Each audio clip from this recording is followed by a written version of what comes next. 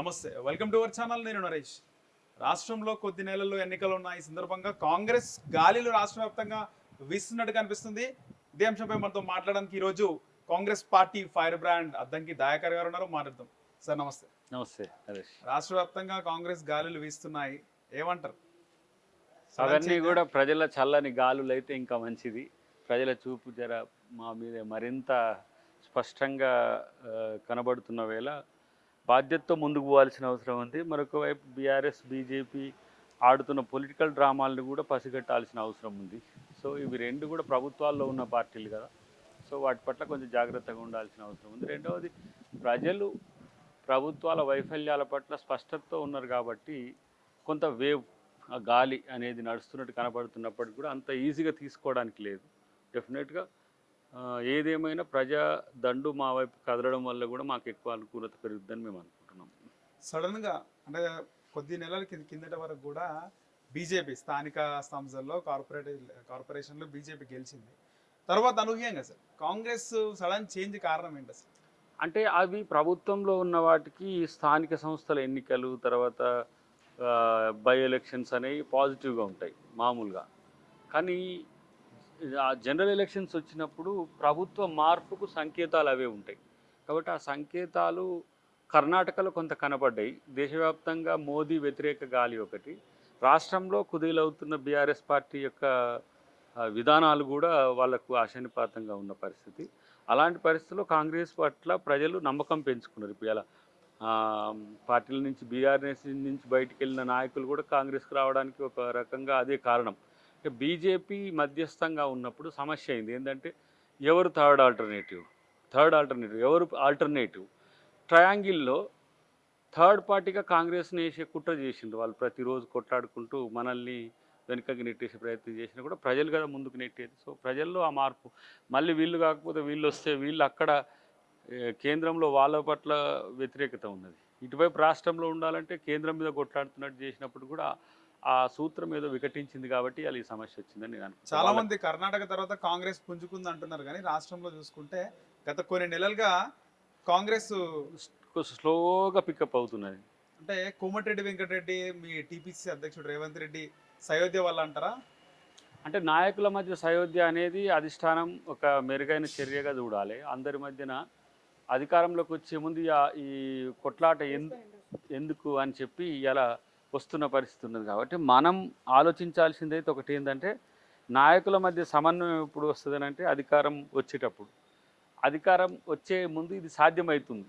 ఎందుకంటే ప్రతి ఒక్కరు తన భవిష్యత్తును పార్టీలో చూసుకుంటారు కాబట్టి పార్టీని నష్టం చేయాలని చూసే అవకాశం తక్కువ ఉంటుంది. సో ఆ దృష్టితోనే వెంకటరెడ్డి గారు కానీ, లేకపోతే ఉత్తమ్ గారు కానీ, భట్టి గారు కానీ, లేకపోతే జగ్గారెడ్డి గారు కానీ అందరూ కూడా ఇలా కలిసిపోవడానికి మాత్రం పార్టీ అధిష్టానమే ప్రధానమైన కారణం. గతంలో మీరు ఒక హాట్ కామెంట్ చేయడం జరిగింది. అంటే అలాంటి కామెంట్స్ చేయాలంటే ముఖ్యంగా గట్స్ ఉండాలి, ఉంటే ఉండరి లేకపోతే పొరి అనటం మీరు అన్న మాట అసలు అద్దంకి దయాకర్ వెనకాల అధ్యక్షుడు ఉన్నాడు అని చెప్పి మాట్లాడడం, ఇక మీ గురించి తెలిసిన వాళ్ళైతే మనోడు ఇట్లనే మాట్లాడతాడులే అనుకున్నారు. మాట ఎందుకు వచ్చిందంటారు అక్కడ వేదిక పైన? అక్కడ అంటే ఒక కన్విక్షన్తో చేసిన స్టేట్మెంటే, కాకపోతే అక్కడ కొంత మనం భాష పట్ల కొంత వ్యతిరేకత ఉన్నది కాబట్టి దాన్ని మనం ఆలోచించి మళ్ళీ వెనక్కి తగ్గాల్సిన అవసరం ఉంది. ఎందుకంటే మన నాయకుల మీద మనకు అంత కోపం ఎందుకనే ఒక చర్చ కూడా పార్టీ అంతర్గత శ్రేణుల్లో ఉన్నది కాబట్టి అది మాకు ఇబ్బందికరంగా మారింది. పార్టీకి ఒక 2-3 డేస్ కాదు, ఒక 1 వీక్ మొత్తం దాని మీద చర్చలు జరిగినాయి.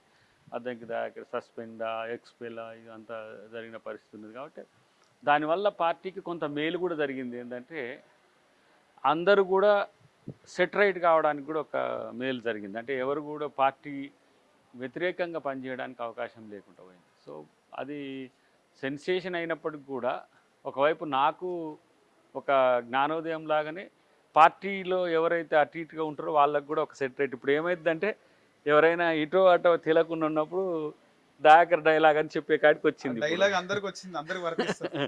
అయితే ఇటుండు లేకపోతే అటుండు, ఈ గట్టును ఉంటావా ఆ గట్టును ఉంటావా, ఒక ఫేమస్ పాట కూడా ఉన్నది కదా ఏదో సినిమాలో.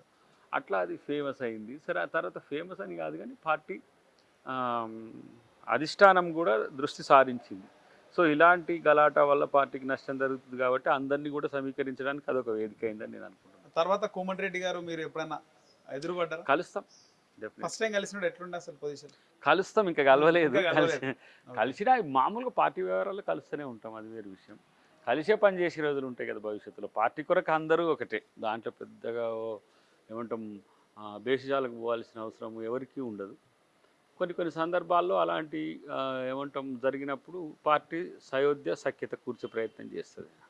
2 సార్లు తెలంగాణ వచ్చిన తర్వాత 2 సార్లు ప్రతిపక్షంగా మీరు గెలిచారు.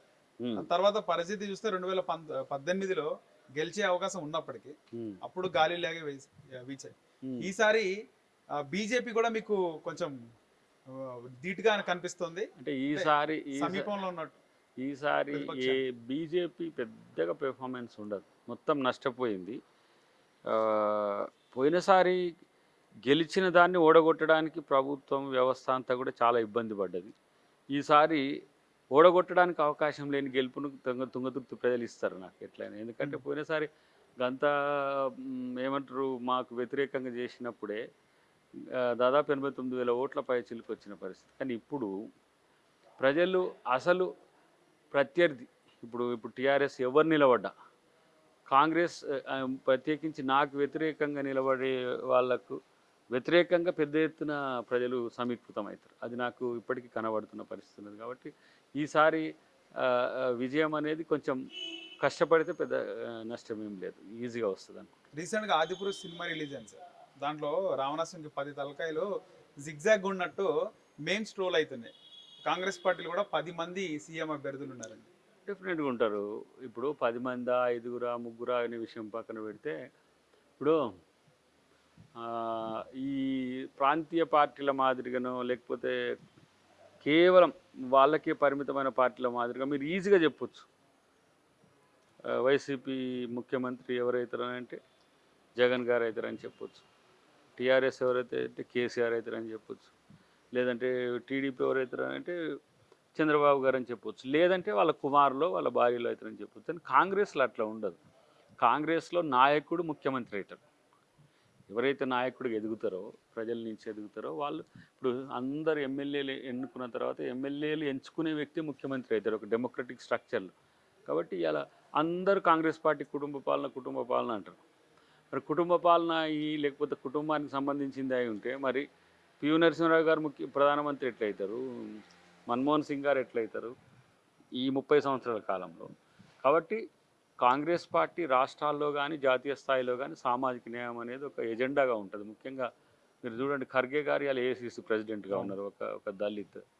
సో అట్లా రేపు బీసీ అవుతారు, రేపు ఇంకా వేరే కమ్యూనిటీస్ నుంచి కూడా అవుతారు. ఒక సోషల్ ఈక్విలిబ్రియాన్ని చేసే ఒక డెకోరంను మెయింటైన్ చేస్తుంది. అట్లనే ఇక్కడ డెఫినెట్గా ముఖ్యమంత్రుల అభ్యర్థులు ఉంటారు, వాళ్ళు పోటీ పడతారు, వాళ్ళ సామర్థ్యాల మేరకు వాళ్ళ అవకాశాలు కూడా చేజిక్కించుకుంటారు. ఈరోజు కాంగ్రెస్ పార్టీ పొజిషన్లో ఉందంటే కారణం ఎవరంటారు? కాంగ్రెస్ పార్టీ ఏ పొజిషన్లో ఉన్నా ప్రజలే కారణం. ప్రజలు విధానాల పట్ల ఆకర్షితులైనప్పుడు గెలిపిస్తారు, విధానాలను వ్యతిరేకించినప్పుడు ఓడగొడతారు. ఇప్పుడు తెలంగాణ ఇచ్చినా కూడా తెలంగాణలో అధికారం ఇవ్వలేదు మాకు. కారణం ఏంటి? దేశవ్యాప్తంగా వచ్చిన కాంగ్రెస్ వ్యతిరేకత. దాంట్లో తెలంగాణ ఇచ్చడం అనేది కూడా పోయింది. కానీ ఇప్పుడు తెలంగాణలో కాంగ్రెస్ రావాలని ప్రజలు కోరుకుంటున్నారు కాబట్టి కాంగ్రెస్కి మీరు అంటున్నట్టుగా వచ్చి, లేకపోతే మా మధ్యన కలహాలు, లేకపోతే ఏంది కాంగ్రెస్లో కల్లోలాలు, ఇవే ఇంకా మీడియా బ్రేకింగ్స్కి ఉండేవి.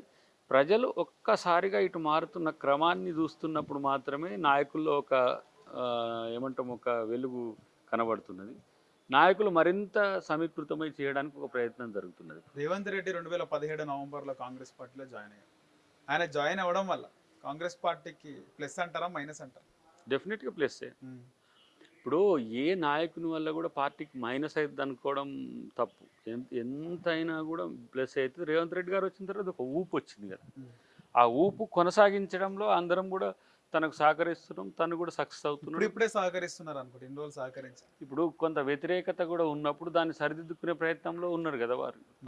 సీనియర్స్ నుంచి జూనియర్స్ నుంచి కొంత ఒక రెసిషన్ వచ్చినప్పుడు దాన్ని ఏ విధంగా దాన్ని ముందుకు తీసుకుపోవాలనే విషయంలో తను టాక్టిక్ఫుల్గా ఉన్నాడు. సో ఇలా అందరు కలిసి వస్తారు. రేపు ఇంకా చాలామంది వస్తారు, ఇంకా వివిధ పార్టీల నుంచి కూడా పెద్ద ఎత్తున వలసలు వస్తాయి. వాటికి కూడా వారి నాయకత్వం ఇస్తారు. కాంగ్రెస్ పార్టీలో రేవంత్ రెడ్డి తర్వాత ఇంకొక నాయకుడికి ఆ స్థానం కానీ, అంటే ముఖ్యంగా కాంగ్రెస్ కార్యకర్తలు అంత ఆదరణ కానీ లేదనిపిస్తుంది, ఏమంటారు? అది ఆయనకు అదృష్టం, అది రేవంత్ రెడ్డి గారికి అదృష్టం. At the same time Congress పార్టీలో ఒక నాయకునికి జనం మారుతున్నారు అని అంటే ఆ పార్టీ మీద పెరుగుతున్న అభిమానంతో పాటు నాయకునికి పెరుగుతుంది. సో రేవంత్ రెడ్డి గారు ఇంకో పార్టీలో ఉంటే ఇంత ప్రభంజనంలాగా ఉండకపోతున్నాయి.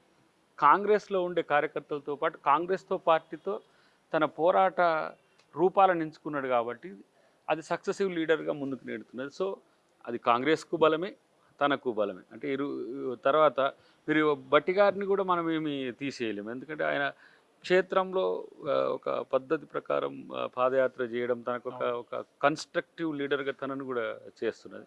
అట్లా మీరు ఉత్తమ్ గారు కానీ వెంకరెడ్డి గారు కానీ ఎవరి పందా వారిది. కానీ పార్టీ లీడెడ్ ఎవరు అని అంటే రేవంత్ రెడ్డి గారు కాబట్టి అది మీకు అది కొట్టొచ్చినట్టు కనబడుతుంది, కాబట్టి అది పార్టీకి మంచిది. మొన్న హైదరాబాద్లో యూత్ డిక్లరేషన్ కార్యక్రమంలో ప్రియాంక గాంధీ గారు ముందే ఆమె అన్ని పేర్లు చదువుతుంది, రేవంత్ రెడ్డి గారి పేరు తర్వాత ఉత్తమ్, షబీర్ అలీ, జీవన్ రెడ్డి, ఇలా పేరు చదువుకుంటూ వరుసగా వెళ్తుంటే 10వ పేరు అనుకుంటా సీతక్క అని, సీతక్క జీ అని చెప్పినప్పుడు మళ్ళీ పబ్లిక్ అందరూ అరిసి ఆ 2 పేర్లప్పుడే పబ్లిక్ అంటే కాంగ్రెస్ కార్యకర్తలు అరవడం జరిగింది. అంటే మాసివ్ అప్పీల్ ఉన్నప్పుడు అట్లా ఉంటుంది అంతే. అట్లని చెప్పి ఆ మధ్యన ఉండే 8 పేర్లు తక్కువ అని కాదు, వాళ్ళకు మాస్ కనెక్టివిటీ తక్కువ ఉంటుంది. సో సీతక్క అంటే మీకు కోవిడ్ నుంచి ఇంకా ఎక్కువ పరిచయమైన పేరు. రేవంత్ రెడ్డి గారు మొదటి నుంచి కూడా యాంటీ కేసీఆర్ గారితో కొట్లాడే ఒక గలం కాబట్టి తనకు ఉంటుంది. ప్రజల్లో పోరాడితే ఎప్పుడు కూడా మర్చిపోరు. అది ఏ నాయకునికైనా అది ఒక వరం, ప్రజల కోసం పోరాడడం. అది కొట్లాడుతున్నారు కాబట్టి వాళ్ళకి ఆ పాజిటివ్నెస్ రావడాన్ని మేము ఆహ్వానిస్తున్నాం. ఇప్పుడు ముఖ్యంగా మీరు అన్నట్టు బట్టి గారు అంటే ప్రతిపక్ష నాయకుడు, ఒక దళిత సామాజిక వర్గానికి చెందినటువంటి ప్రతిపక్ష నాయకుడు, తెలంగాణ ఫోకస్ ఎక్కువ కాలేదు ఎందుకంటే ఏం చెప్తారు? ఆయన ఫోకస్ మీద, ప్రచారం మీద దృష్టి పెట్టాడు, పని మీద దృష్టి పెడతాడు. అంటే ఒక రకమైన ఆయన working style different. Revanth Reddy గారి వర్కింగ్ స్టైల్ డిఫరెంట్, ఉత్తమ్ గారి వర్కింగ్ స్టైల్ డిఫరెంట్, అంతకుముందు ఉన్న పొన్నాల గారి వర్కింగ్ స్టైల్ డిఫరెంట్. అందరు పెర్ఫార్మెన్స్ ఓరియంటెడే. ప్రచారంలో ఒక మాసివ్ అప్పీల్ రేవంత్ రెడ్డి గారికి ఉంటుంది, క్లాసిక్ అప్పీల్ బట్టి గారికి ఉంటుంది. కాబట్టి క్లాస్ ఎప్పుడు కూడా ఆలోచనను రేకెత్తిస్తుంది, మాస్ కొంచెం ఎక్కువ పెనిట్రేట్ అవుతుంది జనంలోకి. ఇప్పుడు దయాకర్ ఇంటలెక్చువల్గా డిబేట్ చేసిన దానికి, మునుగోడులో మాట్లాడిన దానికి తేడా రాలే. నీ 14-15 సంవత్సరాల ఉద్యమం కాస్త మీకు మునుగోడు మీటింగ్తో ఒక్క దాంతోనే అది వస్తుంది. అంటే దానికి ఉండే ఆ ఫీల్ వేరు. కానీ బట్టి గారిది ఏంటంటే కొంచెం ఎకడమిక్గా ఉంటాడు, కొంచెం మాలాగా బోల్డ్ పదాలు వాడాడు, కాన్స్టిట్యూషనల్ వైడ్గా ఉంటాడు. కొంత దళిత్స్ అంటే ఒక ఇంటలెక్చువల్గా కూడా, అంటే ఓన్లీ దళిత్స్ అంటే ఏదో డిపెండెంట్ లీడర్స్ కాకుండా కొంత ఇండిపెండెంట్ లీడర్గా ఉంటాడు. కాబట్టి కూడా ఆయన చాలా ఆచితూచి ఉంటాడు. మల్లురవి గారికి బట్టి గారికి తేడా ఉంటుంది, మళ్ళీ అనంతరాములు గారికి బట్టి గారికి కూడా తేడా ఉంటుంది. ఇది కొంత మనకు కనిపించడానికి కొంత మూడిగా కనిపిస్తాడు, కానీ చాలా లోతుగా ఆలోచిస్తాడు. కాబట్టి అది నింపాదిగా ఉంటాడు ఆయన. ఇప్పుడు రేవంత్ రెడ్డికి అలాగే బట్టి గారికి మరి ఇద్దరి మధ్యలో సయోధ్య ఉందంటారా? డెఫినెట్గా పార్టీ లైన్ ఎప్పుడు ఆల్వేస్ అట్లా ఏమి ఉండదు. అంటే పార్టీ డైరెక్షనే ఉంటుంది ఆల్మోస్ట్ ఆల్. ఎందుకంటే పార్టీ ఎట్లా డిసైడ్ చేస్తే వాళ్ళు పార్టీ పర్సనాలిటీస్ కాబట్టి పార్టీ డెరివ్డ్ ప్రోగ్రామ్సే ఉంటాయి, పార్టీ లైన్ ప్రోగ్రామ్సే ఉంటాయి. ఒక పాజిటివ్ స్పిరిట్ ఎప్పుడు కూడా అవసరం, కాంపిటేటివ్ స్పిరిట్, పాజిటివ్ స్పిరిట్ ఎప్పుడు కూడా అవసరం. వారికి వారు పోటీ పడడం కూడా పార్టీకి ఎక్కువ మేలు జరుగుతుంది. సో అది పార్టీ దృష్టి నుంచి, వ్యక్తిగత ఆలోచనల దృష్ట్యా కాకుండా పార్టీ దృష్ట్యా అది మాకు మంచిది.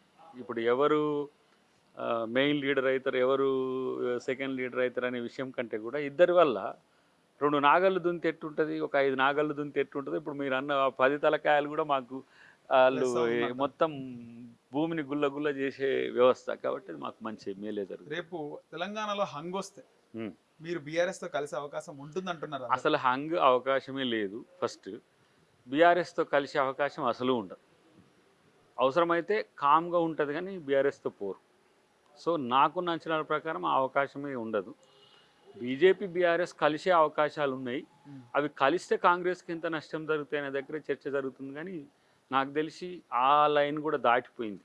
కాంగ్రెస్ ఇప్పుడు సింగిల్ లార్జెస్ట్ పార్టీగా మూవ్ అవుతున్నది.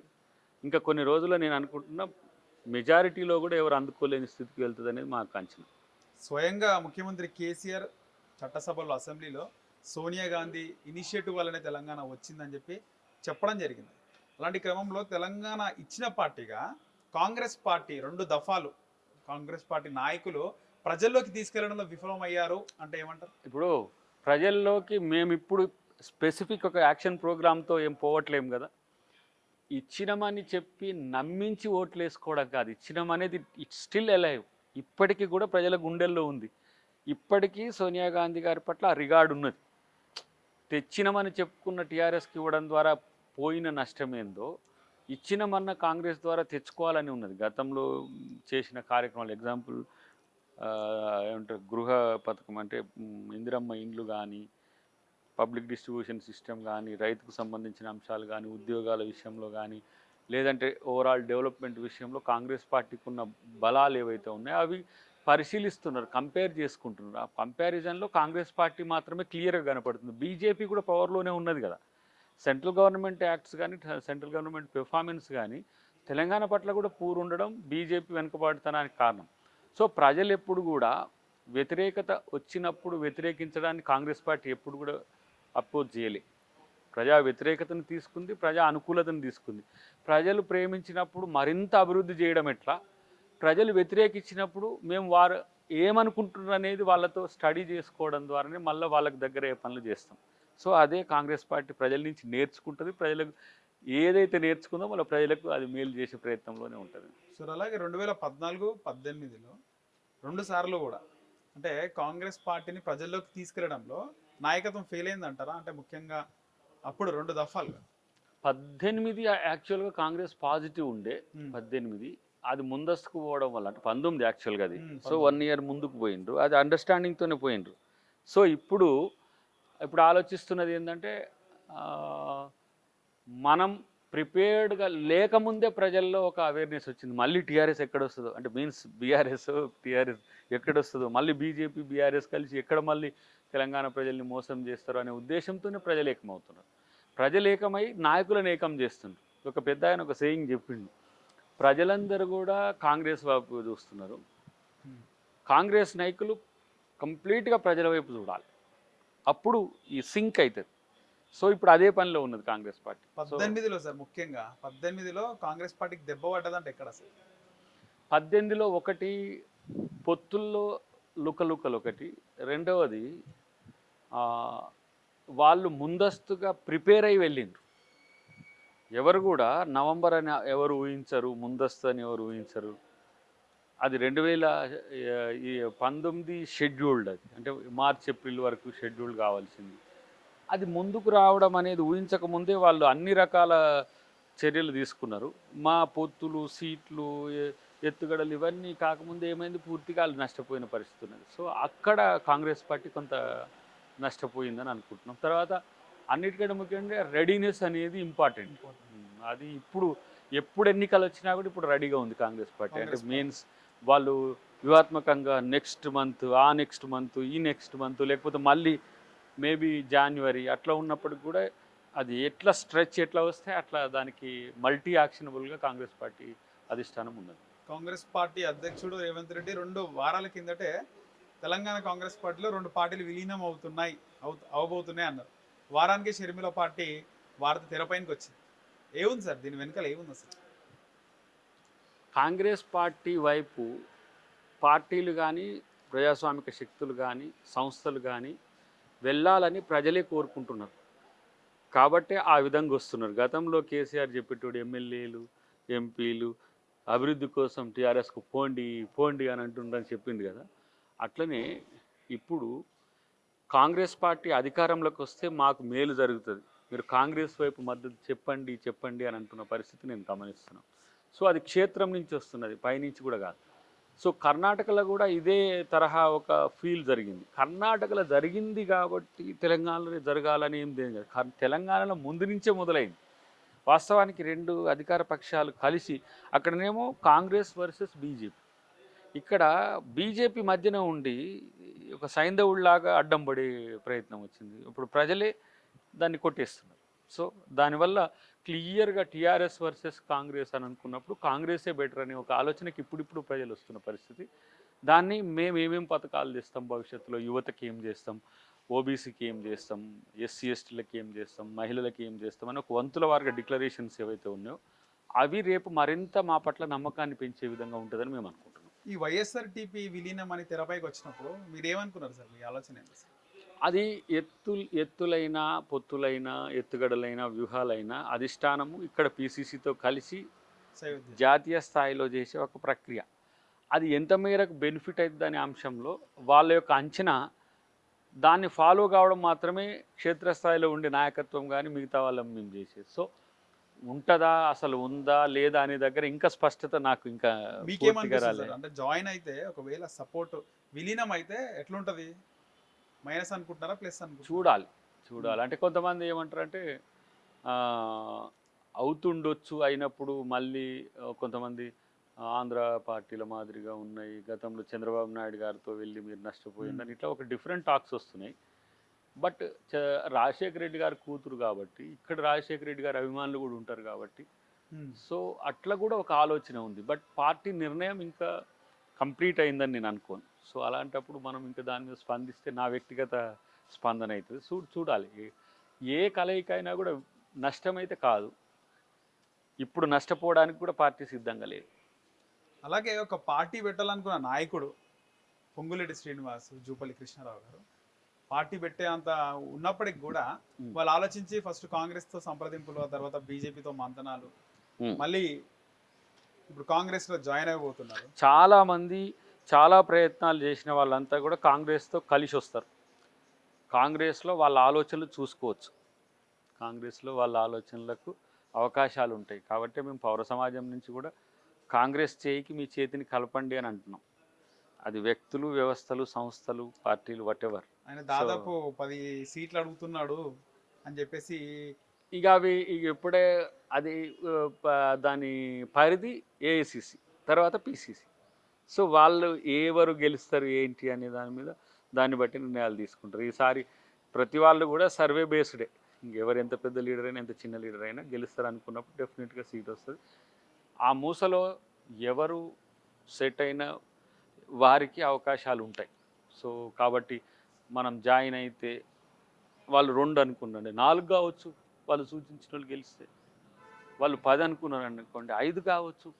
ఎవరైనా సరే ఇప్పుడు గెలిచే నాయకునికి అవకాశం కాంగ్రెస్ కల్పిస్తుంది. ఆ గెలుపుకు ఒక ప్రాతిపదికలు ఎంచుకున్నది త్రూ సర్వేస్ వచ్చే రిజల్ట్స్తో వాళ్ళు కంపేర్ చేసుకుంటారు. 1:2, 1:3 ఉన్న దగ్గర కూడా చర్చలు జరుగుతాయి.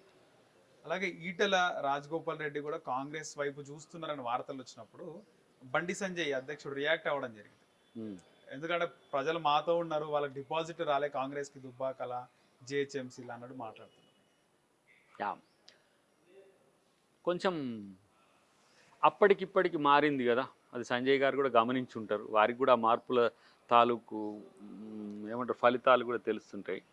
సో అప్పుడున్న పరిస్థితులు ఇప్పుడు లేవు. ఇప్పుడు కాంగ్రెస్ వైపు ఎక్కువగా ప్రజా మూమెంట్ ఉన్నది కాబట్టి నాయకులు కూడా పునరాలోచనలు పడ్డారు. ఇప్పుడు ఈటల రాజేందర్ గారు కానీ, రాజగోపాల్ రెడ్డి గారు కానీ కాంగ్రెస్ పార్టీ వైపు వస్తారని ప్రచారం బాగా జోరు అందుకున్నది. వస్తే కాంగ్రెస్కి బెనిఫిటే, రాకున్నా కాంగ్రెస్ పార్టీకి నష్టం లేదనే ఆలోచనతో ఉన్నాం. కూడా వస్తే ఇంకెక్కువ మంచి జరుగుతుందనే ఆలోచన ప్రజల్లో ఉంది. రావాలని కూడా చాలామంది కోరుకుంటున్నారు. అది ఏ విధంగా ఉంటుంది అనే దాని విషయంలో వాళ్ళ యొక్క ఆలోచనలు పైన అధిష్టానంతో కూడా ముడిపడి ఉంటుంది.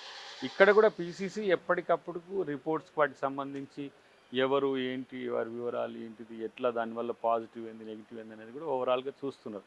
కానీ వస్తా అంటే వద్దనేది అయితే ఉండదు నాకు తెలిసి. ముఖ్యంగా కాంగ్రెస్ పార్టీ ఎజెండా ఏముంటుంది సార్? కాంగ్రెస్ పార్టీ మేనిఫెస్టో ఎజెండానా పంచశీల మాదిరిగానే ఇక్కడ కూడా కొన్ని ముఖ్యమైన అంశాలు వస్తాయి.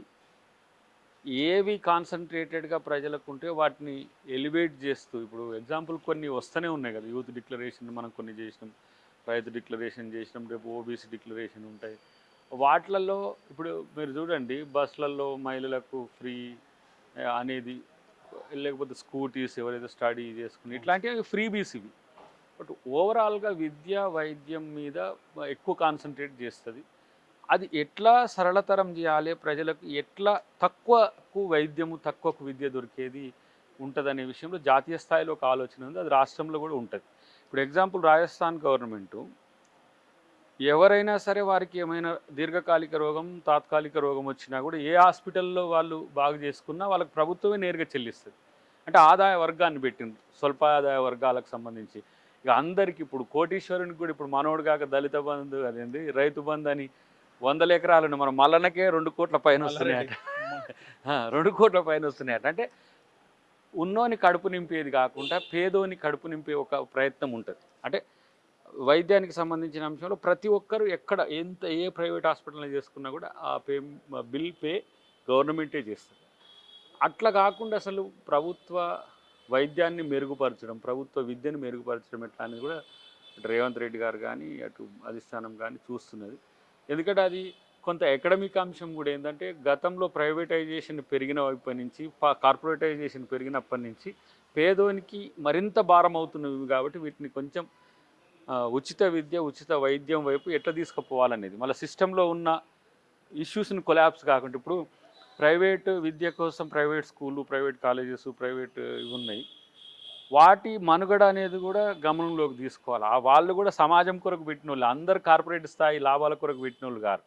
అట్లనే హాస్పిటల్స్ కూడా మనం మారుమూల పల్లెల్లోకి పోలేని పరిస్థితుల్లో చరిత్ర నుంచి అంటే చరిత్ర అంటే ఒక 1991 కంటే ముందు నుంచి చాలామంది ఆర్ఎంపీల నుంచి మొదలు పెడితే ప్రైవేట్ డాక్టర్లు చాలా పెద్ద ఎత్తున సర్వీసెస్ ఉన్నాయి. వాళ్ళ యొక్క అస్తిత్వాన్ని కాపాడుతూనే ప్రభుత్వ వైద్యాన్ని మెరుగు చేసి వాటిని స్ట్రీమ్ లైన్ చేయడం. మరి ఒక రోగం వస్తే 5-6 లక్షలు అయ్యే తిరుగుంటే మనిషి ఎప్పుడు చావాలని ఎదురు చూస్తున్నారు, అది సమస్య. అంటే ఒక దీర్ఘకాలిక రోగం వస్తే ఇక వాళ్ళకి పెట్టలేము, చచ్చేంత వరకు చూసే ప్రజల్ని చూస్తున్నాను నేను.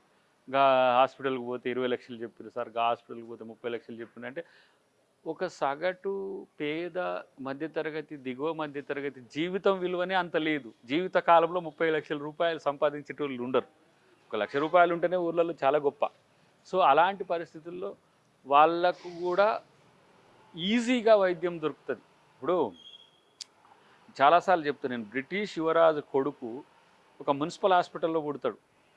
వాళ్ళకి ఏం తక్కువ, డాక్టర్లు అందరూ కూడా పోయి వాళ్ళ ఇంట్లో ప్రసవం చేయొచ్చు క్వీన్కి రానికి. కానీ అంతకంటే మెరుగైనది హాస్పిటల్ ఉన్నది. అట్లనే ఇప్పుడు మనకు సింపుల్గా 100 నియోజకవర్గాల్లో 100 కోట్లు పెట్టి 100 పడకల ఆసుపత్రులు పెట్టి ఒక 10 మంది డాక్టర్లను పెడితే ఒక 10,000 కోట్లు అవుతాయి. 10,000 కోట్లు అయితే 4 లక్షల కోట్ల బడ్జెట్ మనది. ఎంత చిన్న దాన్ని చేయలేకపోతుండు మన ముఖ్యమంత్రి. మనోడు ఇంత పెద్ద స్కెచ్లు వేసి ఇట్లా పెడతా ఉంటాడు. ప్రజల్ని ప్రేమించే గుణం ఉంటే అవన్నీ చేస్తారు. ఇప్పుడు విద్య చూడండి, 500 పైచిలకు మండలాలు ఉన్నాయి. 500 మండలాల్లో నువ్వు లెవెల్ 1లో పెట్టడానికి కూడా 15-20 వేల కోట్లు అవుతాయి. లెవెల్ 2లో 7 గ్రామాలు, లెవెల్ 3లో ఒక 3 గ్రామాలకు ఒకటి మీరు గురుకులాస్ అట్లాంటివి పెట్టండి. ఎవరైతే ప్రైవేట్ స్కూల్స్ ఉంటే వాళ్ళందరినీ దీంట్లో డిప్యూట్ చేయండి, లేకపోతే వాటికి ఎయిడెడ్ ఇవ్వండి. ఏదైతే ప్రైవేట్ స్కూల్స్ కాలేజెస్ ఉంటాయో స్లోగా ఎయిడ్ చేసుకుంటూ వాళ్ళని ప్రభుత్వం వైపు చేయండి. మాకాడ వెనకటికి సూర్యాపేటలో రాజారాం కాలేజ్ అని ఒకటి ఉంటుండే, ఇంటర్మీడియట్ కాలేజ్. అది ప్రభుత్వ మేము government junior college Suryapet. Rajaram college junior కాలేజ్తో మా గవర్నమెంట్ కాలేజ్తో పోటీ పడేది, అంతకంటే ఎక్కువ స్టాండర్డ్, అది ఎయిడెడ్ కాలేజ్. సో అలాంటి వాటిని ప్రోత్సహించి ఎవరైతే నాణ్యమైన విద్య ఇస్తారో వాటిని క్రమేపీ ప్రభుత్వపరం చేసుకోవచ్చు. మన దగ్గర నిధులే మన తక్కువనే, రిచెస్ట్ స్టేట్ కదా. సో అలాంటివి ఎప్పుడు వాళ్ళు చేస్తలేరు. తర్వాత గురుకులాస్లో ఎంత ఒక 1000 మంది విద్యార్థులకు ఉచిత విద్య వైపు పెడితే ఎక్కువ ఆదాయ వర్గాలు మంచి మంచి కార్పొరేట్ స్కూల్లో చదువుకొని నాణ్యమైన భోజనం ఉండి నాణ్యమైన విద్య ఉంటే ఒక వెల్ ఎస్టాబ్లిష్డ్ యూత్ ఎంపవర్ అవుతారు. వాళ్ళకు ఉద్యోగాలు ఇవ్వండి, ఒక 3 లక్షల ఉద్యోగాలు ప్రభుత్వం ఇవ్వండి, ఉపాధి అవకాశాలు లక్షల కొద్ది మనం ఏర్పాటు చేయొచ్చు. ఫర్ ఎగ్జాంపుల్ మీరు చూడండి, ఒక 15 లక్షల దుబాయ్ వలస ఉంటారు మనకు, ప్రత్యేకించి నార్త్ తెలంగాణలో పోలరైజ్ ఉంటారు. వాళ్ళ స్కిల్లో వరల్డ్ క్లాస్ ఉంటారు. లేబర్ నుంచి మొదలు పెడితే టెక్నోక్రాట్స్ వరకు వాళ్ళందరినీ మనం తెచ్చుకొని ప్రతి మండలంలో కూడా ఒక స్వయం ఉపాధి పథకాలు పెడితే వీళ్ళకి పని దొరకడంతో పాటు వాళ్ళు పెద్ద ఎంటర్ప్రీనర్స్ అవుతారు. ఎట్లా చేయాలనే దాని దగ్గర క్లారిటీ లేదు. ఏ సమస్య ఉంటే ఏ పరిష్కారం. ఇప్పుడు ఉద్యోగాలు ఇవ్వకుండా అమ్మమ్మలకు పెన్షన్లు ఇస్తే ఏమవుతుంది? మనవనికి ఓ 1,00,000 రూపాయల ఉద్యోగం వస్తే నానమ్మకు 10,000 ఇవ్వగలుగుతాడు. కానీ ఆమె 2,000తో వీళ్ళందరూ బతకమంటుండ్రు. సో ఇప్పుడు దాన్ని 3,000, 4,000 మళ్ళీ చేయాలనుకుంటున్నారు. 3,000 పెంచినట్టు మళ్ళీ బతకడానికి ఇల్లు కట్టియమంటే చావడానికి వాళ్ళు దాని పేరు శ్మశాన వైకుంఠధామాల పేరు మీద మహత్తరమైన అందమైన శ్మశాన వాటికలు కడుతున్నారు. బతకడానికి మాత్రం వాళ్ళకు ఓపెనింగ్ అవేందో ఉన్నది కదా పరమ ఏదో ఈ మధ్య చేసింది కదా అట్లా. బేగంపేటలో బతికేందుకు మంచి చేస్తే చచ్చేందుకు వాళ్ళే చూసుకుంటారు, మనమే చేయాల్సిన అవసరం లేదు. చాలామంది చాలా రకాలుగా సర్వీస్ చేసిండ్రు, కానీ తెలంగాణకు ఉన్న బడ్జెట్లో ఎంతో మంచి మేలు చేసే అవకాశం ఉంది. ఇప్పుడు రైతులకు ఉంది. మీరు రుణమాఫీ అంటారు, 4.4% కూడా చేయరైతురి. ఇప్పుడు చూడండి, రైతు రుణమాఫీ అట్లా పోతే రైతు బంధు అనేది కౌలు రైతుకు రాకపోయే. ఇలా రైతు పంట బీమా నుంచి మొదలు పెడితే గిట్టుబాటు ధర అన్నీ కూడా ప్రశ్నార్థకం అయిపోయాయి. మొన్న ఈ మధ్య ఛత్తీస్గఢ్కి మన మల్లన లాంటి వాడు పోయి అక్కడ చెప్పి వచ్చి వాళ్ళతో కన్సల్టేషన్ అయ్యి చూసి వచ్చిండు. ఎట్లా బోనస్గా 500 రూపాయలు వడ్లకు ఇస్తున్నాం, మిగతా పంటలకు ఎట్లా గిట్టుబాటు ధర వచ్చేటట్టు చేస్తున్నాం, అవన్నీ కూడా ఇతర రాష్ట్రాల్లో కాంగ్రెస్ పార్టీ చేస్తున్నది. వీళ్ళకి తెలియక ఏదో ఏ రాష్ట్రమైనా గింజ లేకుండా కొంటుందని మనోడు కేటీఆర్ అంటాడు. అన్ని రాష్ట్రాల్లో గింజ లేకుండా కొనేది కాంగ్రెస్ గవర్నమెంటే తెచ్చింది, నాట్ ఈవెన్ తెలంగాణ. ఉమ్మడి ఆంధ్రప్రదేశ్లో దేశవ్యాప్తంగా తెచ్చినాం. ఆంధ్రప్రదేశ్లో ప్రతి గింజ కొన్నది కాంగ్రెస్ ప్రభుత్వం. వాళ్ళకి తెలియదు అది. మార్కెటింగ్ సిస్టమ్ ఎలాబరేట్ చేసినాం. వ్యవసాయ మార్కెట్లను గతంలో పట్టణాలకి పరిమితమైన సామాన్య మామూలు గ్రామాలకు కూడా దాన్ని విస్తరించి చేసినాం. అంటే పబ్లిక్ మార్కెటింగ్ని పెంచలే. ఇప్పుడు పంజాబ్ తరహా ఆలోచించుకుంటే మన ప్రభుత్వం ఇంకా మంచిగా చేయగలుగుతుంది అక్కడ ఏ విధంగా సిస్టమ్స్ ఉన్నాయనేది. సో అవన్నీ కూడా ఇతర రాష్ట్రాల్లో ఉన్నాయి, రైతుకు సమస్య లేకుండా చేస్తారు. ప్రత్యేకించి ఇక్కడ మేము గమనిస్తున్నది ఓబీసీ పాపులేషన్ పరంగా అతిపెద్ద జనాభా, 54% దగ్గర ఉంటుంది. అక్కడ ఎడ్యుకేషన్, ఎంప్లాయ్మెంట్, ఎంపవర్మెంట్ ఇవి కాన్సన్ట్రేట్. మేజర్ పాపులేషన్ అంటే 50% ఆఫ్ ది పాపులేషన్ మీకు అంటే 4 కోట్లు ఉంటే 2 కోట్లు బీసీలే ఉన్నారు. సో వాళ్ళకి చేపలకు, గొర్రెలకు, బర్రెలకు పరిమితం చేయకుండా విద్యాధికులను చేయడంతో పాటు ఇండస్ట్రియలిస్టులతో పాటు ఒక బీసీ స్పెషల్ ఒక ప్లాన్ ఒకటి చేయాల్సిన అవసరం ఉంది. అవసరమైతే కొంత బడ్జెట్ను ఒక 35-40 వేల కోట్లు స్పెషల్గా తయారు చేయాల్సిన అవసరం ఉంది. ఎందుకంటే నష్టపోతున్నది అక్కడ బీసీ వర్గాలు. ఎస్సీ ఎస్టీలకు కొంచెం రిజర్వేషన్లు ఉన్నాయి, వాళ్ళకు కూడా బతుకు తెరువు సమస్యలు అవుతున్నాయి. దళిత బంధు కూడా మళ్ళీ 13,000 కోట్లు 15,000 కోట్లు అది ఎంతైనా కూడా ఇవ్వలేరు. ఇప్పుడు 1,70,000 కోట్లు అన్ని కుటుంబాలకు ఇవ్వాలంటే సో వాళ్ళకి వాళ్ళు ఖర్చు పెడుతున్నది 3,000 కోట్లు 3,000 కోట్లు 3,000 కోట్లు. అది జీవితకాలం అంటే 100 కాదు కదా. ఒక నియోజకవర్గంలో 16,000 కుటుంబాలు ఉంటాయి. ఒక గ్రామంలో కనిష్టంగా నీకు 400-500 ఎస్సీ కుటుంబాలు ఉంటాయి. సో 100 నువ్వు నియోజకవర్గానికి ఇస్తున్నామని చెప్పుకోవడానికి. ఇప్పుడు మీరు వాస్తవానికి ప్రతి నియోజకవర్గంలో బీఆర్ఎస్ కి సంబంధించిన నాయకులకే వస్తున్నాయని ప్రధాన ఆరోపణ ఉంది. ఇప్పుడు ఏ నాయకులైనా దళితులే కదా ఎవరైనా. అది కాంగ్రెస్ పార్టీ కొనుగోలు పథకం కావద్దు. కాంగ్రెస్ లో ఉన్న వాళ్ళని దళితులను నాయకులను కొనడానికి పథకం. ఇప్పుడు నాకు తుంగతుర్తిలో అదే సమస్య. ఏంటిది, తిరుమలగిరి మోడల్ ప్రాజెక్ట్ అయినప్పుడు అందరు మీరు కాంగ్రెస్ నుంచి టీఆర్ఎస్లోకి వస్తేనే అని అన్నారు. ఇప్పుడు నువ్వు 100 మిగతా 150, 200 ఇచ్చినావు అనుకో, నాకాడ 180 గ్రామాలు ఉన్నాయనుకో, ఊరికి ఒక్కటేగా వచ్చేది. మరి ఊరికి 200-300 దళిత కుటుంబాలు ఉంటాయి కదా, మరి వాళ్ళకి ఎవరు ఇవ్వాలి? సో దళిత బంధు అందరికి ఇస్తున్నాం అన్నట్టుగా ప్రచారం చేసుకోవడం. ఇప్పుడు అదే అట్లనే రైతు బంధు ఎందుకు ఇస్తలేవు అందరికీ, కౌలు రైతులకు ఎందుకు ఇస్తలేవు? కౌలు రైతులు ఎవరు? బడుగులు కాబట్టి.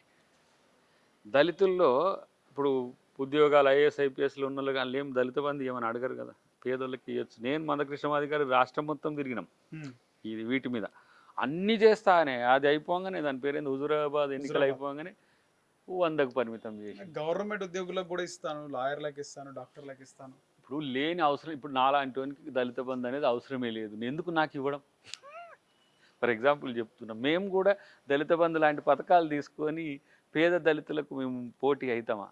అంటే మేమేదో పేద మేడల మిద్దలు ఉండి కోట్లు అనే విషయం పక్కన పెడితే ఎవరు సఫరరో వాళ్ళకి ఇవ్వాలి. ఇప్పుడు నా దగ్గర మధు అని నాతో నా సోషల్ మీడియా ఉండి చేసేటోడు ఇక కొన్ని కారణాల వల్ల అటు బయటికి పోయి ఏదో జాబ్ చేసుకున్నాడు, అక్కడ సరిగా కాకుండా ఏదో అప్పులు అయినాయి, తను సూసైడ్ చేసుకోవాల్సిన పరిస్థితి వచ్చింది.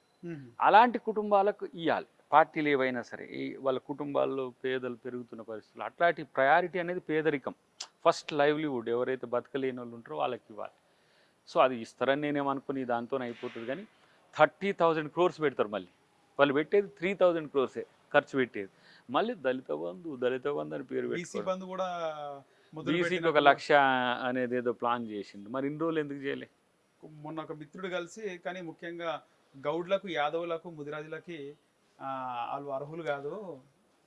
ఇగో ఎంబీసీ బీసీల్లో ఎంబీసీలను ట్రీట్ చేసే విధానం ప్రభుత్వం ఒక తీరుగా ఉండాలి, ఓబీసీలను తీసేది ఉండాలి. ఎంబీసీలు అనే ఒక కాన్సెప్ట్ లేదు రాజ్యాంగంలో. కానీ సంచార జాతులు కానీ చిన్న కులాలు కానీ అధికారానికి కనీసం కనుచూపు మేరలో కూడా ఉండరు. వాళ్ళు సర్పంచ్ గారు, వార్డు మెంబర్ గారు, ఎంపీటీసీ గారు, జెడ్పీటీసీ గారు, ఎమ్మెల్యేలు అయితే అసలే కాని కమ్యూనిటీలు బీసీల్లో ఒక 70-80 కమ్యూనిటీస్ ఉంటాయి. అవి పాపులేషన్ రీత్యా కూడా ఒక 5-6 బీసీ కులాల కంటే తక్కువ ఉన్నప్పుడు కూడా వాటిని ఎకనామికల్ ఎంపవర్ చేయాలి. తర్వాత పొలిటికల్ ఎంపవర్ స్థానిక సంస్థల నుంచి వాళ్ళను ఎమ్మెల్యేగా పోటీ చేసే స్థాయికి తీసుకొచ్చినప్పుడు, అంటే నా దృష్టి ఏంటంటే ఏ జాతి అయితే రాజ్యాధికారం కోసం దూరం ఉంటారో వాళ్ళకు బానిసత్వం అలవాటు అవుతుంది. కాబట్టి చరిత్రలో బీసీలు కూడా రాజులే. సో వాళ్ళు ఏ విధంగా ఎంపవర్ కావాలంటే రాజులు ఇప్పుడు ఈ డెమోక్రసీలో వాళ్ళను కనీసం ఒక మంచి పౌరులుగా తీర్చిదిద్దే ప్రభుత్వాలు రావాలి. అది ప్యూర్ సోషల్ జస్టిస్ ఏరియాని మనం ట్రేస్ చేస్తే ప్రభుత్వాలకు ఇప్పుడు పెద్దవాళ్ళని చూసే తీరులో పేదోళ్ళని చూసే తీరులో ఎట్లా ఉంటుందో ఇప్పుడు మిగతా అంటే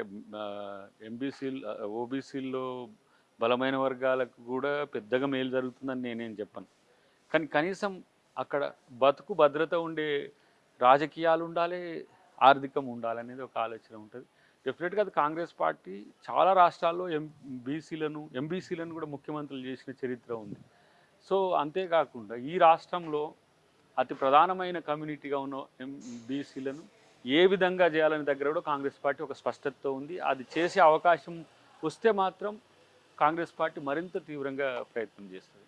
సో ముఖ్యంగా రాష్ట్రంలో రీసెంట్గా కొద్ది నెలల కిందట కంటోన్మెంట్ ఎమ్మెల్యే సాయనగర్ చనిపోవడం జరిగింది. నిన్న సాయి చంద్, వీళ్ళకి అంటే దళిత సామాజిక వర్గంలో పుట్టినారు కాబట్టి వాళ్ళకి అధికార లాంఛనాలతో చేయట్లేదు. కమ్మవారికి, రెడ్లకి, వేలమలకి, సినిమా ఇండస్ట్రీ వాళ్ళకి అవసరం లేకుండా చేస్తున్నారు. వీళ్ళకి ఎందుకు దళితులను వివక్ష చూపిస్తున్నారు అని చెప్పేసి చాలా మంది మండిపడుతున్నారు. అంటే వివక్ష ఉండకూడదు. మీరే దాని అంటే వివక్ష ఉండకూడదు, అంతే. వివక్ష ఉండకూడదు. దానివల్ల ఏంటంటే రాంగ్ మెసేజ్ పోతుంది.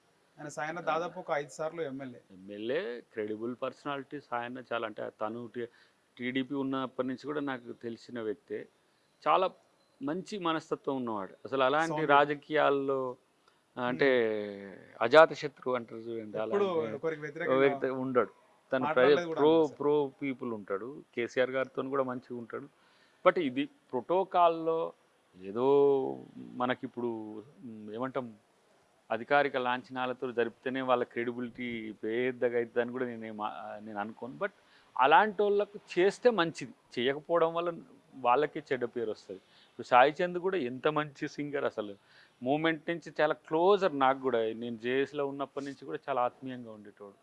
వాళ్ళ పెళ్లి దగ్గర నుంచి కూడా నాకు తెలుసు వాళ్ళు. అంటే ఆ విధంగా అంటే మొన్న ఈ మధ్య కూడా మేమిద్దరం ఏదో గజ్వేల్ నియోజకవర్గంలోనే సాయి చంద్ నేను అంబేద్కర్ విగ్రహం ఓపెనింగ్కి పోయినాం సమ్ ఇంద్రప్రియాల దగ్గర. అక్కడ కూడా కలిసినప్పుడు తను టీఆర్ఎస్, నేను కాంగ్రెస్. బట్ వ్యక్తిగతంగా తను మూమెంట్ నుంచి కూడా తర్వాత అన్నిటికంటే కళాకారునికి పార్షియాలిటీ తక్కువ. కళాకారులకు వాళ్ళు సర్వం అందరితో కలిసిపోతారు. కానీ ఆత్మీయ మిత్రుడు కోల్పోవడం చాలా బాధాకరం. అధికారిక లాంఛనాలనంటే ఇక సాయన లాంటి వానికే చేయలేదు, సాయి చంద్ లాంటి వాళ్ళకి చేస్తారని నేను అనుకోను. ఇంకెందుకు గూడాంజన్న లాంటి వాడు, అసలు గూడాంజన్న ఎంత పెద్ద లెజెండ్, అట్లాంటి వాళ్ళని పట్టించుకోలేదు. సార్ ఈ కేసీఆర్ వ్యక్తిగత వ్యవహార శైలి అనేది చర్చ, తన ఇష్టం. ఎట్లా అంటే ఇట్లా గాలి తిరగబోతే ఇట్లా ఎవరికి ఎందుకు చేస్తాడో తెలియదు, ఎవరికి ఎందుకు చేయడో కూడా తెలియదు. అది 1 రోజు 2 రోజుల చర్చే. బట్ సాయి చంద్ పాట అనేది మాత్రం నిరంతరం ఉంటుంది కదా. మన మిట్టపల్లి సురేందర్ పాట మిట్టపల్లి సురేందర్ రాసిండనేదే మర్చిపోయేటట్టు చేసిండు. ఏది రాతి శివుడిది. శివుడిది ఎంత అసలు మేము అనుకున్నాం తనే రాసిండు అనుకున్నాం, కానీ తనే రాసినట్టుగా ఆ భావాన్ని రాష్ట్రం మొత్తమే కాదు, వివిధ ప్రాంతాల్లో మహారాష్ట్ర కానీ అక్కడక్కడ పోయిన దగ్గర కూడా తను అందరినీ ఆకర్షించగలిగి యువకుడు, మంచి భవిష్యత్తు ఉండే. బట్ హెల్త్ ఇంపార్టెంట్ అనేది సాయి చంద్తో అందరు నాయకులు గుర్తుపట్టాలి. Daily exercise same at the same political career ఎట్లనో హెల్త్ కెరీర్ కూడా అట్నే చూడాలి. చాలామంది చెప్తారు అందరూ బ్యాంక్ బ్యాలెన్స్ చూస్తారు, హెల్త్ బ్యాలెన్స్ చూడరు. సో హెల్త్ బ్యాలెన్స్ ఉంటే బ్యాంక్ బ్యాలెన్స్ చాలా ఉంటుంది. ఇంక్రీజ్ అవుతుంది. ఇవి రెండు కనుక ఉంటే పీపుల్స్ బ్యాలెన్స్ ఇంకెక్కువ చేయొచ్చు. సో సాయి చంద్ అంటే అంత నాకు తెలియదు ఈ దీర్ఘకాలికంగానో లేకపోతే ఈ హార్ట్ అటాక్ ఇష్యూ ఉన్నదని ఎప్పుడు మాతో ఎప్పుడు అంటే పర్సనల్గా అది చర్చించుకునే అవకాశం ఎప్పుడు రాలేదు. కానీ జస్ట్ ఎంత ఒక 5 days 6 days బ్యాక్ ఎక్కడనో తను భరత్ మన నాగార్జున సాగర్ ఎమ్మెల్యే ఒక భరత్ యాదవ్ ఫ్రెండ్ వాళ్ళ బర్త్డే దానికి వచ్చి ఉండే, అక్కడ కలిసి ఉండే. ఇక పరస్పరం వైరుధ్యాలతో ఉండేటోళ్ళమే కానీ ఒకరికొకరు ఆల్ ది బెస్ట్ చెప్పుకున్నాం. అంటే ఓకే ఓవరాల్ సార్ మీరు అంటే భరత్ మన సాయి చంద్ వస్తుండే ఎదురుగా, నోముల నరసింహ యాదవ్ కూడా నోముల నరసింహ గారు కూడా నేను పోతున్నప్పుడు భగత్ అని కూడా సార్ భగతే భగతే భగత్ యాదవ్ ఎదురు వస్తుంటే నేను అది గుర్తుపట్టలేదు. సాయి చంద్ చూసి ఇట్లా బ్రదర్ అని అనేసరికి దగ్గరికి పోయేసరికి ఇక మీరు ప్రియమైన శత్రువులే కానీ ఆల్ ది బెస్ట్ అని చెప్పి అట్లా పోయినా. అది దట్స్ ద లాస్ట్. బట్ చాలా మంచి వ్యక్తిత్వం ఉన్నాడు. So Ambedkarist at the same time KCR గారి పట్ల అమితమైన ప్రేమ ఉన్నాడు మొదటి నుంచి కూడా, మూమెంట్ నుంచి కూడా. రసమై నేను జేఎస్లో ఉన్నప్పుడు ఈ ధూమ్ధామ్లకు నేను పోతుంటే, నేను వక్తగా పోతుంటే వాళ్ళతో చాలా బాండింగ్ ఉండే నాకు. రసమై జేఎస్లో ఉన్నప్పటి నుంచి అంటే ఆల్మోస్ట్ 2010 నుంచి 14 వరకు వీళ్ళిద్దరు మాతో కలిసి నడిచిన వాళ్ళే, చాలా ఆత్మీయంగా ఉన్నోళ్ళం. సో మిస్ అయిండు చాలా. అంటే ఒక మంచి భవిష్యత్తు ఉన్న అనేదాన్ని కాదు, మంచి సామాజిక కార్యకర్తను కోల్పోయినామని అనుకుంటాం. యాక్చువల్గా నిన్న పోవాలి, ఎప్పుడో పోయి పరామర్శ చేసి వస్తాం, ఏదో వేరే ప్రోగ్రాం నుండి పోలేదు. కానీ పోనంత మాత్రాన సాయి చంద్ మాకేం దూరం కాడు, టీఆర్ఎస్ అయినంత మాత్రాన మాకేం దూరం కాడు. కానీ అది ఒక మనం ఏమంటాము ఒక హెచ్చరికలాగా కూడా తీసుకోవాలి. తన డిమిసల్ చాలా డేంజర్. ఎందుకంటే స్ట్రెస్తో హార్ట్ అటాక్స్ రావడం అనేది లీడర్లకు ఇప్పుడు అలవాటుగా మారిపోయింది. దాన్ని ఏ విధంగా అధిగమించాలనేది ఇప్పుడు ఆలోచించుకోవాల్సిన అవసరం ఉంటుంది. సార్ ముఖ్యంగా కేసీఆర్ గతంలో కొన్ని కామెంట్ చేయడం జరిగింది సభల్లో. 2018లో చంద్రబాబు దగ్గర పోయి మీరు సీట్లు అడుగుకుంటారు, కావాలంటే నేనే 3-4 సీట్లు ఇస్తా కదా, మీ ఏదో అంటే కొంచెం మాట్లాడండి సార్ మీ బతుకు చేయడం అన్నట్టు. ఇప్పుడు అయినా మహారాష్ట్ర అవన్నీ తిరుగుతున్నాడు కదా సార్, ఏమంటారు? అంటే కేసీఆర్ గారి మాటలు అప్పటికప్పటికి ఉపయోగపడతాయి, ఆయనకు ఉపయోగపడుతుంది. కానీ ఆయన ఏ మాట మీద కూడా నిలబడాడు. అది ఆయన స్పెషాలిటీ. అది ప్రజలు నమ్ముతారు కాబట్టి, నమ్మి మోసపోయింది కాబట్టి ఇప్పుడు అదేం పని చేయదు కూడా. ఇప్పుడు దళితుడు ముఖ్యమంత్రి చేస్తా అనేది ఒక 100 మీటింగ్లలో ఇప్పుడు ఈజీగా చెప్పగలుగుతారు. ముఖ్యమంత్రి చేసేది ఎమ్మెల్యేలు, దళితుడిని ముఖ్యమంత్రి కేసీఆర్ ఎట్లా చేస్తాడు? కేసీఆర్ని మేము ముఖ్యమంత్రి చేయాలనుకున్నామని దళితులే అంటారు, ఇది టీఆర్ఎస్ దళితులే అంటారు. సో అదంతా కూడా ఒక ఎత్తుగడ, రాజకీయ అధికారం కొరకు వాళ్ళు చేసే ఒక ఎత్తుగడ. సుదీర్ఘకాల పోరాటం తర్వాత వాళ్ళ కమ్యూనిటీకి అధికారం రావడానికి దళితులను ఉపయోగించుకుంటారని మేము అనుకుంటాం. మామూలుగా దళిత సంఘాల నాయకులు ఎవరైతే ఉంటారో వాళ్ళు అనుకుంటారు ఏంటంటే, ఓహో దళితులు మెజారిటీ జనాభా ఉంటుంది కాబట్టి వాళ్ళని ముఖ్యమంత్రి చేస్తా అంటే కేసీఆర్ చుట్టూ అందరు చేరి ఒక 10 మంది ముఖ్యమంత్రులు అయినారు ఇప్పుడు, ఏది మీరు చెప్పినట్టుగానే. సో వాళ్ళందరూ మాది కానీ కాదు, బుడుగ జంగాలు, బేడ జంగాలు, అన్ని కులాలు కలిసినాయి. మాకైతుంది. బట్ తెలంగాణ సాకారం అయింది కదా, ముఖ్యమంత్రి ఒకరు చేస్తే ముఖ్యమంత్రి దళిత ముఖ్యమంత్రి దళితులకేం మేలు చేస్తారు, దళిత స్వీయ అస్తిత్వంతో ఎదగాలి, అప్పుడు అది ఆత్మగౌరవంగా ఉంటుంది తప్పితే లేకపోతే అది కూడా ఇక బానిసత్వంతో సమానమే కదా. దళితులు ఎంతవరకు బీఆర్ఎస్తో ఉన్నారంటారు సార్? ఎందుకంటే దళిత బంధు ఒకవైపు అంబేద్కర్ విగ్రహం, అంబేద్కర్ విగ్రహం, సెక్రటరియట్కి అంబేద్కర్ పేరు ఇది ఒక పాజిటివిటీ పోతుంది. కానీ లైఫ్లో దళితుడు ముఖ్యమంత్రి అయినా ప్రజలకు మేలు చేయకపోతే దళితులంతా కూడా ఒక పార్టీ వైపు ఉంటారని నేను అనుకోను. అంటే ముఖ్యమంత్రి ఇప్పుడు రెడ్డి అయినరు, కమ్మ అయినరు, వెలమ అయినరు, ఎంతమంది పేద రెడ్లకు రెడ్డి నాయకత్వం చేసిందనే విమర్శ కూడా ఉంది ఇప్పుడు ఒక దశలో. ఎంతమంది కమ్మలు, పేద కమ్మలకు కమ్మ ముఖ్యమంత్రి అయితే చేసిందని. అట్లనే ఇవాళ వెలమల్లో ఎంతమంది పేదలు లేరు. కాబట్టి దళితుల్లో కూడా దళితుడు ముఖ్యమంత్రి దామోదర సంజయ్ గారు ఎప్పుడు 60sలోనే అయినారు. కాబట్టి అశాంతం అమాంతం మారిపోతుంది జీవితాల్లో అనేది ఏం లేదు.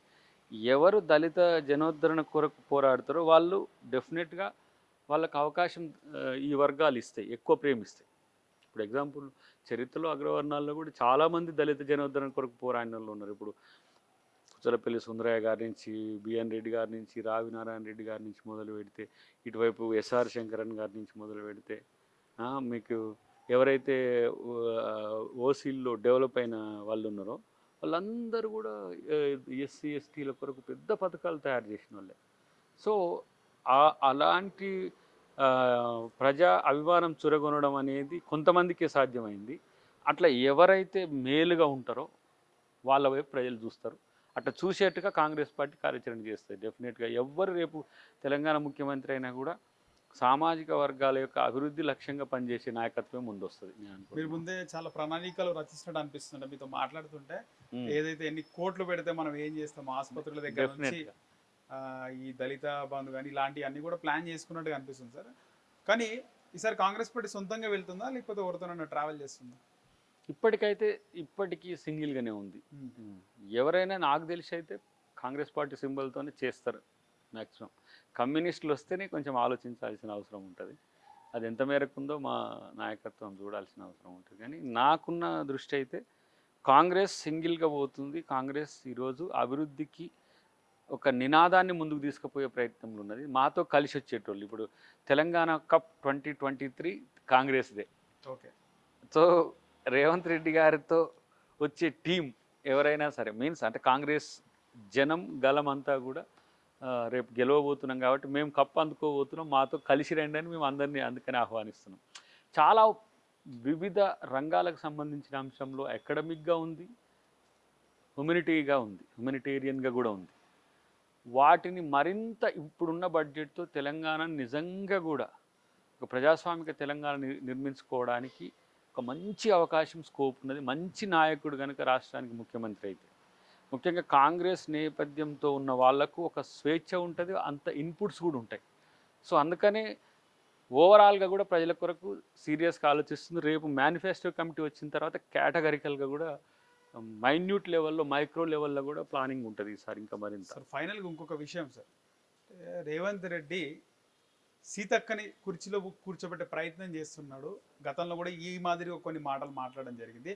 ఒకటే కుర్చీ ఉంటే ఆ కుర్చీ నేను సీతక్కని కూర్చోబెట్టి నేను నించుట పక్కన అని చెప్పి అన్న మాట అది రేవంత్ అన్న యొక్క ఏమంటాము ఒక ఉద్దేశం. పార్టీ ఉద్దేశం ఎట్లా ఉందో అంటే రెండు రకాలుగా ఉంటాయి దీంట్లో. ఆయన అభిమానం సీతక్క మీద ఉన్నదాన్ని అట్లా చూపించిండ్రు. అది పార్టీ కూడా దాన్ని అంగీకరించగలిగితే అట్లా జరుగుతుంది. లేకపోతే పార్టీ దృష్టికోణం ఎట్లా ఉందనేది కూడా వారు ఏమంటారు రేపు గెలుపుల తర్వాత ఇవన్నిటి తర్వాత వస్తుంది. ఇక్కడ ఏంటంటే వ్యక్తిగతం, పార్టీ ఇవి రెండు వేరు ఉంటుంది. నాకు కూడా రేవంత్ రెడ్డి గారిని ప్రధానమైన అంశాల్లో ముందు పెడితే బాగుంటుందని ఉంటుంది. అధిష్టానం కొంతమందిని ముందు పెడుతుంది. ఇప్పుడు పార్టీ నాయకత్వ బాధ్యతానికి ఇచ్చినప్పుడు అందరం సంతోషపడ్డాం. అట్లనే దాన్ని ముందుకు తీసుకుపోయే క్రమంలో కూడా అంత నాయకత్వాన్ని సమిష్టిగా ఒక్కరిదా లేకుండా పోను. ఇప్పుడు ఒకరు ముఖ్యమంత్రి అంటే ఇంకో 2-3 సమస్యలు వస్తాయి, ఒకరు ముఖ్యమంత్రి అంటే ఇంకో 4-5 సమస్యలు వస్తాయి. కాకుండా నాయకత్వం అంతా ముందుకు పోతున్న క్రమంలో ఎవరు సామర్థ్యాలతో ఉంటే వారిని ముఖ్యమంత్రి చేసే పని పెడుతుంది. ఇప్పుడు నాకే అవకాశం ఏంది ముఖ్యమంత్రిని చేసే అవకాశం వస్తే ఒక పేదను చేసి పెడతానేమో, నా ఉద్దేశం అట్లా ఉంటుంది. సోనియా గాంధీ గారి ఉద్దేశంలో ఒకటి ఉంటుంది, ఖర్గే గారి ఉద్దేశంలో ఒకటి ఉంటుంది. బట్ ప్రజారంజకంగా పాలించే నాయకుడే తెలంగాణకు ముఖ్యమంత్రి అవుతుంది, నాయకురాలైన ముఖ్యమంత్రి అవుతుంది. ప్రజాస్వామ్యయుతంగా వ్యవహరించే ఒక మంచి నాయకత్వాన్ని కాంగ్రెస్ పార్టీ అందించబోతుందని నాకైతే ఒక ఆశ ఉంది. సార్ అద్దంకి దయాకర్ ఎక్కడి నుంచి పోటీ చేశారు? తుంగతుర్తేనా? ప్లాన్స్ ఏమున్నాయంటే ఏం చెప్తారు? తుంగతుర్తి తప్పితే ఇంకా వేరే ఆప్షనే లేదు నాకు. అకార్డింగ్ పక్కన ఒకటి ఉన్నట్టుంది. అది ఇప్పుడు ఎవరు అది ఫ్లోట్ చేస్తారు, అది ఎవరు ఫ్లోట్ చేస్తారో నాకు తెలియదు. కానీ ఉన్న వాళ్ళందరూ ఇప్పుడు బీఆర్ఎస్ లో ఆశావాళ్ళు అయినారు కదా సార్. ఇప్పుడు తుంగతుర్తి నుంచి అద్దంకి దయాకర్ మారాల్సిన అవసరం అసలు రాదు. ఎందుకంటే ఒక్కొక్కరు 40,000, 50,000 ఓట్లతో పోతే తుంగతుర్తి ప్రజలు నన్ను గెలిపిస్తుండ్రు. ఈ ముక్క ఆయన నన్ను ఓడగొట్టిండు. కానీ ఇప్పుడు ప్రజల్లో నేను రావాలని కోరిక ప్రస్ఫుటమవుతున్న వేళ ఇది. సో ఇంకా నా సర్వేల్లో నా దరిదాపులో కూడా ఎమ్మెల్యే కంటెస్టెడ్ ఏ పార్టీ నుంచి లేరు. ఓకే. అది నాకున్న సమాచారం, ఆఫ్ కోర్స్ అది నా వ్యక్తిగత సమాచారం అనుకోవచ్చు. కానీ అక్కడ తుంగతుర్తి నాకు సంబంధించి నేను లోకల్గా కూడా ఉంటా కాబట్టి, అది లోకల్ మీన్స్ నేను తుంగతుర్తిని కాబట్టి ఇంకా ఎక్కువ నా మీద కోపం ప్రేమ ఉంటుంది. అక్కడికి రావాలని ఉంటుంది. అన్నిటికంటే ముఖ్యంగా చాలామంది ప్రయత్నం చేస్తారు, చేయాలి. నాకంటే మంచి క్యాండిడేట్ వస్తారేమో చూద్దాం. ఇప్పటికైతే చాలామంది అక్కడ క్షేత్రంలో తిరుగుతున్నట్టు కనపడ్డది, కానీ నన్నేమో అక్కడి నుంచి ఇటు పో అటు పో అన్నది ఎవరు మీకుందా లేరు. ఆలోచన ఏమన్నా లేదు. నగరంలో పోటీ చేయాలా? ఒక సీట్ ఖాళీగా ఉంది. 19 ఉన్నాయి. హ్మ్. దయాకర్ అంటే వాడు ప్యాన్ తెలంగాణ ఆ లెక్కకు వస్తే ఎట్లనైనా ఇది చేయగలడు. కానీ నగరంలో ఉంది కదా సార్. నగరం ఉంటే నగరం అని కాదు కదా. నేను పుట్టి పెరిగిన ఇప్పుడు నేను ఎక్కడికో పోగలను. XYZ కూడా నన్ను అడిగింది గతంలో, పోలే. ఆడ మనం పుట్టి పెరిగిన ప్రాంతం కాబట్టి దాన్ని డెవలప్ చేయడం ఒకటి. ఇంకొకటి, ఇంకో దగ్గరికి పోయేదానికంటే, నాన్ లోకల్ అని పిలిచేదానికంటే నాకు వేరే దగ్గరికి పోవాల్సిన అవసరం అవసరం ఏముంటుంది? లేదు. వేరే టోళ్ళు వచ్చి అక్కడ చేసినప్పుడు అంటే నాకంటే బలవంతులని అనుకోనా మరి? ఇప్పుడు అద్దంకి దయాకర్ రేవంత్ రెడ్డి కాంపౌండ్ ఉమ్. ఒకవేళ కాంగ్రెస్ పార్టీ గవర్నమెంట్ వస్తే మంత్రిగా చూడొచ్చా? అది అధిష్టానం ఇష్టం. అది అధిష్టానం దృష్టిలో. Addanki Dayakar a simple party men, that's it. Party ఏది ఆదేశిస్తే అది చేస్తాడు, అంతవరకే. పార్టీ ఇది చేయమంటే అది చేస్తాడు. పార్టీ ఇక్కడికి పరిమితం కమ్మంటే ఇక్కడ ఉంటాడు. పార్టీగా ఇప్పుడు రేవంత్ రెడ్డి గారు ఇగో ఇది డైరెక్షన్ ఇచ్చి ఇది చేయమంటే అది చేస్తాడు. అట్లనే ఏఐసిసి నాయకులు ఇది ఇప్పుడు సెంట్రల్ ఎలక్షన్ కమిషన్ అనేదే సీట్స్ కన్ఫర్మ్ చేసేది. స్టేట్ ఎలక్షన్ కమిషన్ నుంచి సెలక్షన్స్ పోతాయి. నేను ఎక్కడ బలంగా ఉపయోగపడితే వాళ్ళు అక్కడ ఉపయోగించుకుంటారు. కానీ నేను బలంగా ఉన్నది తుంగతుర్తిలో కాబట్టి ఇక్కడ ఏ సీటును కూడా కాంగ్రెస్ పార్టీ ఓడిపోవాలనే దృష్టితో టికెట్లు ఇవ్వదు ఈసారి మాత్రం. ఈసారి చాలా పక్కా. కాబట్టి I'm confident about the people, not leaders ఎవరి అభిప్రాయాలు వాళ్ళకు ఉంటాయి. ఇప్పుడు మీకుంది అనుకోండి, అద్దంకి దయాకర్ మంచివాడు అనిపించచ్చు, ఇంకొకరికి ఉంది అద్దంకి దయాకర్ మంచి. కానీ పార్టీకి ఏముంటుంది? పార్టీ ఇంట్రెస్ట్ ఉంటుంది. పార్టీ లార్జర్ ఇంట్రెస్టే నా ఇంట్రెస్ట్. సో ఇక ఇంకా చెప్పాలంటే తుంగతుర్తి ప్రజలు ఎప్పటికి కూడా దయాకర్ అంటోని ఓడగొట్టింది ఎవరో తెలుసు. ఆ మిషన్లలో జరిగిన గందరగోళం, ఆ 18 మిషన్లు జరిగిపోయినాయి. ఇప్పటికి కూడా హైకోర్టులో కేసు ఉన్నది. మన మీద నెగిటివ్ ప్రాపగండా చేసేటోళ్ళు ఉంటారు. వాళ్ళందరినీ పట్టించుకోము. ఆడ గెలిపిస్తే ఓడించింది ఓన్లీ అక్కడ ఉన్న అధికార పక్షమే. అందరూ నా కొరకు ప్రయత్నం చేసిన వాళ్ళే, అందరూ నా కొరకు తిప్పలపడ్డోళ్ళు. ప్రతి నాయకుడు అక్కడ ఎవరిని కూడా మనం ఏమంటారు కించిత్ మనం అనుమానపడేది కూడా లేదు. ఎందుకంటే శ్రేణులన్నీ కూడా నాతోనే ఉన్నాయి. లేకపోతే 89,000 ఓట్లు రావు.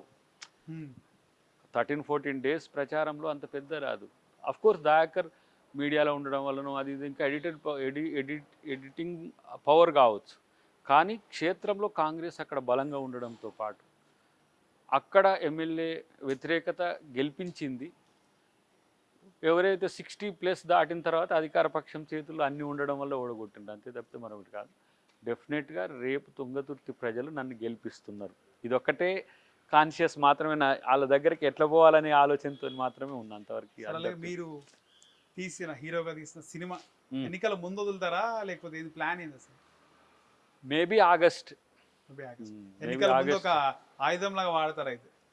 ఇక అది చాలా ఏమంటాము, చాలా అంశాలకు సమాధానం. అది ఏదో ఎకడమిక్ చాలా మంది చూడాలని నాకు తెలిసి, అందులో నేను కూడా ఒకని చూడాలా తెరపైన ఎట్లుంటది ఏంది అంటే ఫక్త్ కమర్షియల్ మూవీని అది. బట్ దాంట్లో కొంత సోషల్ ఎలిమెంట్స్, కొన్ని పొలిటికల్ ఎలిమెంట్స్, దయాకర్ లైఫ్ అంటే ఫ్లో అయిన విధానాలు అన్నీ కూడా ఉంటాయి. అంటే అది సెమీ బయోగ్రఫీ లాగా ఉంటుంది. దయాకర్ పాత్ర దయాకరే. సో దయాకర్ రాజకీయ జీవితంలో జరుగుతున్న పరిణామాలని తెలుసుకుంటున్న అంశాలన్నీ కేంద్రకంగా ట్రేస్ చేసుకుంటూ సమకాలీన సామాజిక అంశాలతో పాటు మళ్ళీ యూత్, తర్వాత ఎంటర్టైన్మెంట్. ఇప్పుడు గదరన్న లాంటి ఒక మాస్ సాంగ్ ఉంటుంది. తర్వాత కీరవాణి గారి బాణీలు ఇంకా మంచిగా, అంటే ఆయన కూడా ఒక పాట పాడిండు, వారు చాలా గ్రేట్ సాంగ్. అది నాకు తెలిసి ఇండియాలో కూడా మంచి సాంగ్ అవుతుంది. ఇంకా అది రిలీజ్ చేయలేదు. గదరన్న గారి సాంగ్ ఒకటి అట్లా చేసినాం, కానీ ఇంకో 2-3 పాటలు ఉంటాయి. వాటితో పాటు పొలిటికల్ టైమింగ్ కూడా ఇంపార్టెంటే. అవును సార్. టైపింగ్ అంటే ఏ సందర్భాల్లో దాన్ని కరెక్ట్గా వదులుతుంది. అదే కమర్షియల్గా కోట్ల రూపాయలు రావాలి, థియేటర్లు ఎన్ని, పాన్ ఇండియా ఇట్లా లెక్క కాదు, 5 లాంగ్వేజెస్లో తీసినాము. సో ఇంక ఇప్పుడు మలయాళం నడుస్తున్నది, హిందీ కంప్లీట్ అయింది. సో సెన్సార్ కూడా ఆల్మోస్ట్ ఆల్ తెలుగు సెన్సార్కు పోయింది.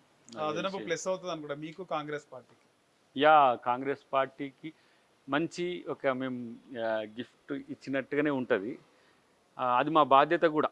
అంటే చరిత్ర నుంచి 1947 నుంచి కాంగ్రెస్ పార్టీ ఏ విధంగా డెమోక్రసీని ఈ దేశంలో ఏ విధంగా చేసిందో దాన్ని ఒక 10,000 ఏళ్ళ చరిత్ర, ఈ సామాజిక వర్గాల చరిత్ర, దాన్ని అంతా కూడా ఒక స్ట్రీమ్ లైన్ చేసినాం, మంచిగానే చేసినాం. మొత్తానికైతే నేను ఫస్ట్ కాపీ చూసిన తర్వాత ఉన్న ఫీలింగ్, దాన్ని ఇంకా కొంత కమర్షియల్ అద్దులు ఉంటాయి కొంత. మరి ఇక సినిమా అంటే డాక్యుమెంటరీ చూసినట్టుగా కాకుండా కొంత ఎంటర్టైన్మెంట్ జోడించడం, వాళ్ళలో దాంట్లో వాళ్ళని కూడా చూసుకోవడం. ఇప్పుడు యూత్ ఉందనుకోండి, అద్దంకి దాకరంటే యూత్కో పాట కావాల్సిందే. ఓకే. అట్లాంటి ఒక పాట పెట్టాలి. సినిమాటిక్గా ఉంటుంది, డ్రామా తక్కువ, రియలిస్టిక్గానే ఎక్కువ ఉంటుంది. రియల్ లైఫ్ చాలా దగ్గర ఉంటుంది. బట్ అది నేను కూడా క్యూరియాసిటీగా ఎదురు చూస్తున్నాను దాని తొందరలో. దాంతో వచ్చే అప్లాజ్ కూడా, యాక్షన్ ఎట్లా చేసిండు, అసలు ఇష్యూస్ ఏంది అనేది కూడా చాలామంది ప్రతి దగ్గర అడుగుతున్నారు. సో అతి త్వరలో మీ ముందుకు అద్దంకి దయాకర్ కూడా సినిమా రూపంలో వస్తాడు. రైట్ సార్, ధన్యవాదాలు. Thank you Naresh. Thank you today and tomorrow. Thank you sir.